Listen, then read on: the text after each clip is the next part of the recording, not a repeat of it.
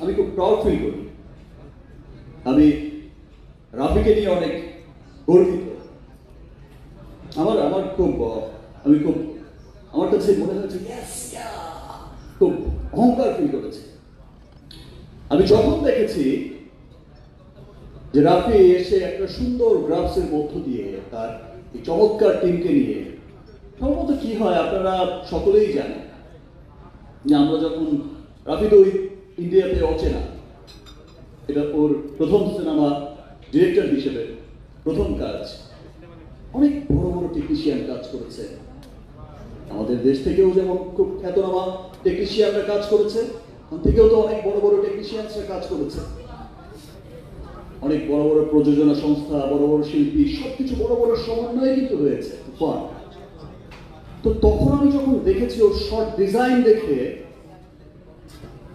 সেই বিখ্যাত fight master, সেই বিখ্যাত কোরিওগ্রাফার, সেই বিখ্যাত সাউন্ড রেকর্ডিস্ট, সেই বিখ্যাত বিখ্যাত মানুষদের বড় হয়ে যাচ্ছে, যে কি শোনাচ্ছে,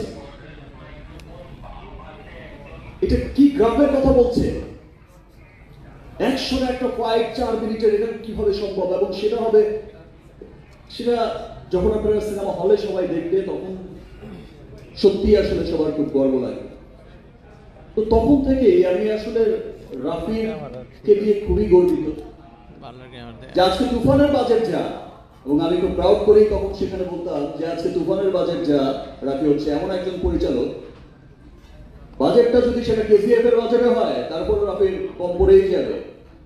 এটা খরচ করার মতো মেধা, সেটা খরচ করার মতো সেই টাকা দিয়েই, সেই 200-400 কোটি টাকা দিয়ে সিনেমা বানানোর মেধা লাগে। কিন্তু সেই 500 কোটি টাকা খরচ করে সিনেমা বানাবে, 200 কোটি টাকা খরচ করে সিনেমা বানাবে, সেই 200 কোটি ইউটিলাইজ করার মতো ক্ষমতা থাকতে হবে ডিরেক্টরকে। তো আমি গর্ব করে বলতাম যে রাফি হচ্ছে এমন একজন ডিরেক্টর যাকে 500 কোটি টাকা দিলে পরেও বলবে যে ইয়েস, আর 500 কোটি হলে আবার সিনেমাটা আরো অন্যরকম হতো। চমৎকার চমৎকার চমৎকার। রাফির আসলে প্রশংসা কি করব, ইতিমধ্যে তো তুফান উঠিয়েই দিয়েছে। টিজার রিলিজের পর থেকে আমার সত্যি খুব ভালো লাগছে, বিকজ আপনারা তো আমার সঙ্গে সবসময় আছেন, ফুটেজগুলো আপনাদের কাছেই আছে। আমি সবসময়